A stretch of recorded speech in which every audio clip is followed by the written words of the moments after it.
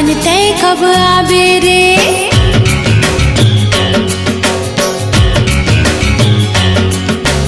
दिन गिन गिन के करे अगोरा साजन तय कब आबे रे। अंग अंग तोर नाम पढ़ के, अंग अंग तोर नाम पढ़ के आओ कबले तरसावे रे। दिन गिन गिन के करे अगोरा साजन तय कब आबे रे। दिन गिन गिन के करे अगोरा साजन तय कब आबे रे।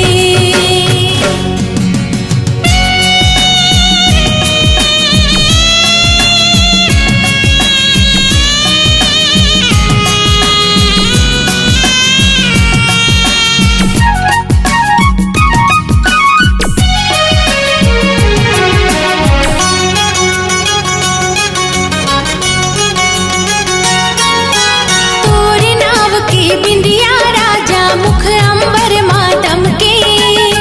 चूरी बोले कंगना खन के गजरा घलो मोर महके।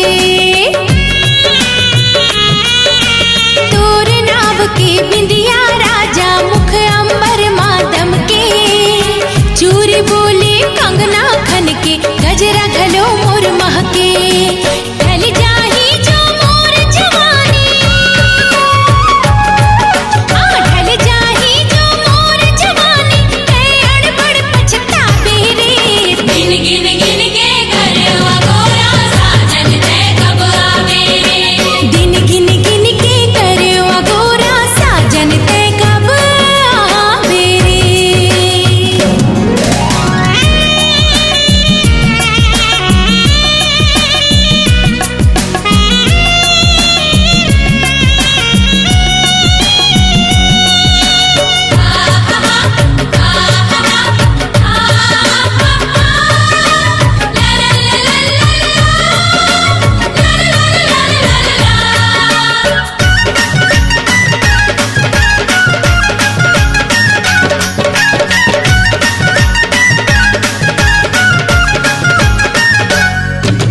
जेठ गुजर के सावन आगे ये धरती हरियागे।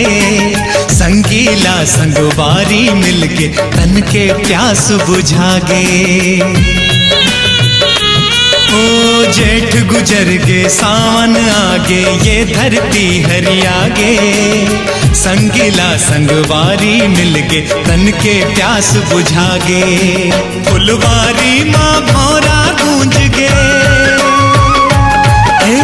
फुलवारी माँ भौरा गुंज के मोर मन कब हर सावे रे।